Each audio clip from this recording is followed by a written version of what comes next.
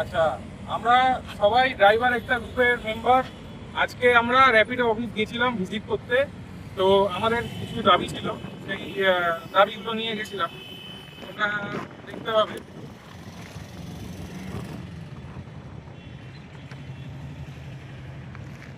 তো বেসিক্যালি আমরা ভাড়া বৃদ্ধির দাবি নিয়েই গেছিলাম সবাই, কারণ আমাদের প্রত্যেক ড্রাইভার ভাইদেরই অসুবিধা হচ্ছে। র্যাপিডো যেরকম ফেয়ার স্ট্রাকচার করেছে সেই ফেয়ারে আমরা গাড়ি চালাতে পারছি না, আমাদের লস হয়ে যাচ্ছে। সেই সূত্রেই আমরা গেছিলাম,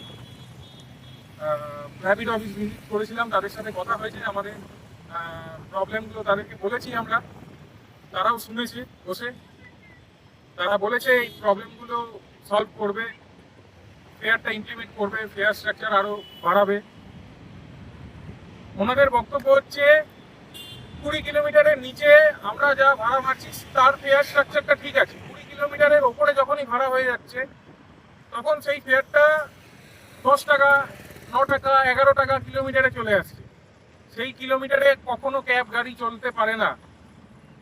ওনাদের বক্তব্য এটাই যে ফেয়ার স্ট্রাকচার ওনারা বাড়াবেন, 20 কিলোমিটারের ওপরে যা রেট আছে সেই রেট ওনারা বাড়াবেন। আরও বিভিন্ন রকম প্রবলেম নিয়ে আমরা গেছিলাম সেখানে। যাদের এয়ারপোর্টের প্রবলেম হচ্ছে, এয়ারপোর্টে এক ভাড়ায় আমরা রাইড অ্যাকসেপ্ট করছি, আর এক ভাড়া আমরা পাচ্ছি।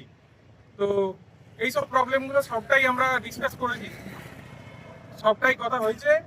আর ওনারা বলেছেন খুব শীঘ্রই আগামী 1 সপ্তাহের মধ্যে রেটটা আরও বৃদ্ধি করা হবে।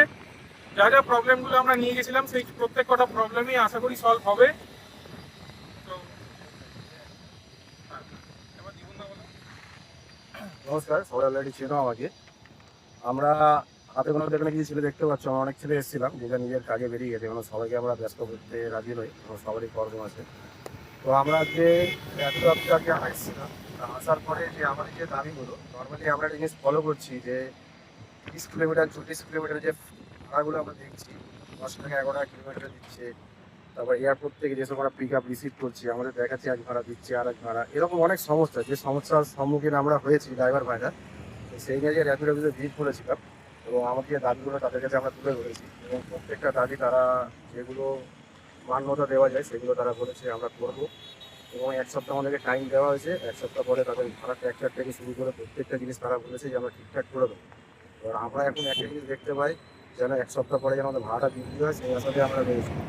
সবাইকে একটা কথা বলবো, যারা বিশেষ করে র্যাপিডো চালাচ্ছ তাদেরকে একটা কথা রিকোয়েস্ট করব যে কেউ কম পয়সায় ভাড়া ধরবে না, কারণ বর্তমানে যা তেলের দাম সেই অনুযায়ী তোমরা ভাড়া খাবে।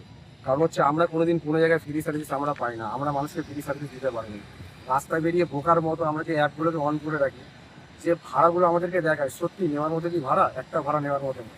যে ভাড়াটা নির্দিষ্ট 20 থেকে 30 টাকা কিলোমিটার হবে, তুমি যেন গিয়ে তাকে যেন টাউন করে যেন হ্যাপি রাখতে পারো, সেই অনুযায়ী তোমরা চালাবে।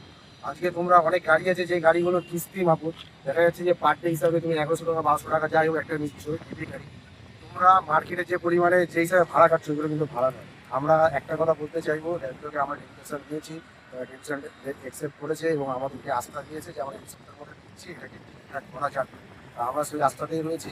সবাইকে হাম্বল রিকোয়েস্ট, কেউ কম পয়সায় ভাড়া ধরবে না। ওকে নমস্কার।